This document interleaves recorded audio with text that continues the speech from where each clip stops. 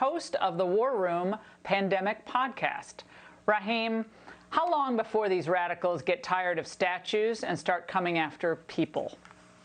Well, not very long at all, Laura, and that was an excellent monologue that walked everyone through exactly what we're seeing out on the streets of Washington, D.C. at the moment. You have protesters marching around residential neighborhoods in the middle of the night screaming, "No justice, no sleep." This has long since been about statues. We had that argument a couple of years ago. We're actually at the tail end of that argument. This is about, as they say in their own words, burning down the institutions. Now, Joe Biden, if you listen very carefully, you can hear Joe Biden squealing from his basement, "I am their leader. I must follow them." And that's exactly what he intends to do. When these Jacobins, when these Marxists take power, and we saw last night in New York how that more and more hardline progressives are taking power and are on the conveyor belt to being in Congress, that is exactly what Joe Biden intends to do, is hand them everything they want. And you look at who they are and who they join in this assault on American institutions.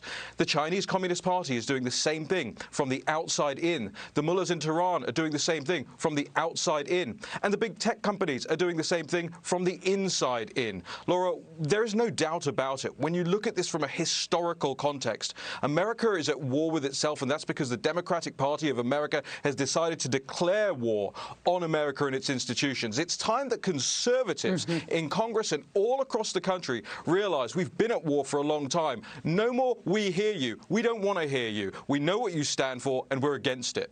Here's what one of BLM's co-founders, Raheem, said on CNN last week, and this all flew under the radar somehow. Watch. Trump not only needs to not be in office in November, but he should resign now. We are going to push for is a move to get Trump out, while we're also going to continue to push and pressure Vice President Joe Biden around his policies. They want him out. Period. They want him out before the election. I don't think they even want an election to take place or debates or anything like that. They want to push him out of office under threat of violence. Raheem, final word. Well, that's it. When the Ukraine impeachment fails, when Russiagate fails, when the usurpation of the FBI and all the intelligence institutions fails, we've seen all of that play out now. The left's last card is mob violence, and that's what we're seeing right now. We don't want to see Raz Simone and the reign of terror in this country, so I implore the president, it's time to crack down. It's time, law and order as a tweet is fine. Let's do law and order in the streets.